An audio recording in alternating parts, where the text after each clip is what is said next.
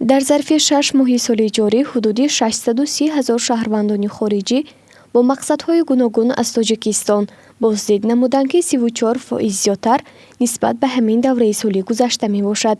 Вуруди бештари хориҷиён аз кишварҳои Ӯзбекистон, Русия, Қазоқистон, Чин, Туркия, Эрон, Афғонистон ба қайд гирифта шудааст. Теъдоди шаҳрвандони хориҷие, ки дар нимсолаи аввал ба берун аз ҳудуди ҷумҳурӣ рафтаанд, зиёда аз 1,6 миллион нафарро ташкил додааст, ки 40% зиёдтар нисбат ба ҳамин давраи соли 2022 мебошад.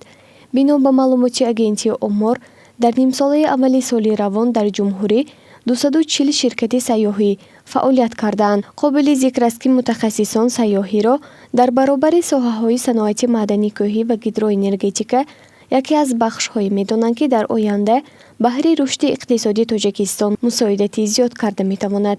Дар ин бора Азия Плюс иттилоъ медиҳад.